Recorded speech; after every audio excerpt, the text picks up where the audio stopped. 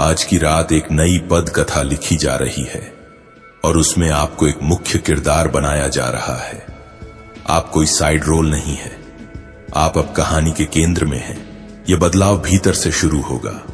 आपका मन अब पीछे नहीं जाना चाहेगा, ना ही आप उन्हीं चीजों को दोहराना चाहेंगे जो आपको तोड़ती रही हैं।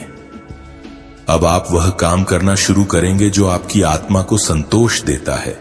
अब आप सिर्फ जीने के लिए नहीं बल्कि पूरा खेलने के लिए जिएंगे, और इस प्रक्रिया में आप थोड़ा अकेले भी होंगे, क्योंकि ब्रह्मांड जब किसी आत्मा को नया बनाता है तो पहले उसे सबसे दूर करता है। लोग आपको गलत समझेंगे, कुछ साथ छोड़ेंगे।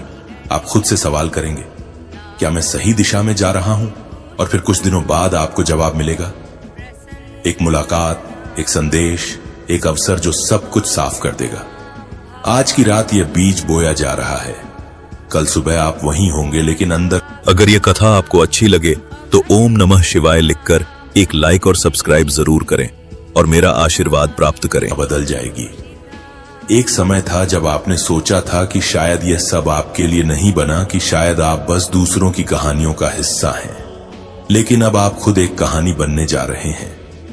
ब्रह्मांड के जिस पन्ने पर आज नई शुरुआत हो रही है, वहां भाई है। वहां सबसे ऊपर लिखा है, यह आत्मा अब तैयार है, इसे भेजो उसके मार्ग पर। अब बस एक बात याद रखिए, बदलाव हो रहा है, लेकिन आपको उसे स्वीकार करना होगा। जिस चीज की चाह आपने की थी वह अब आपको मिलने जा रही है। लेकिन अगर आप डर गए, अगर आप फिर से पीछे हटे, अगर आपने वही पुरानी पहचान पकड़ कर रखी, तो यह पंक्तियां अधूरी रह जाएंगी। ब्रह्मांड ने लिखना शुरू कर दिया है। अब आप उस कहानी को जीने के लिए तैयार हो जाइए।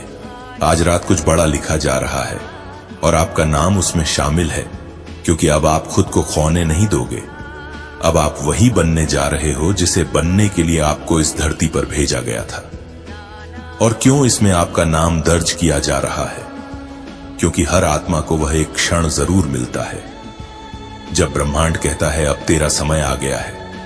लेकिन यह आवाज बहुत हल्की होती है, इतनी कि अगर आप ध्यान ना दें तो चूक सकते हैं।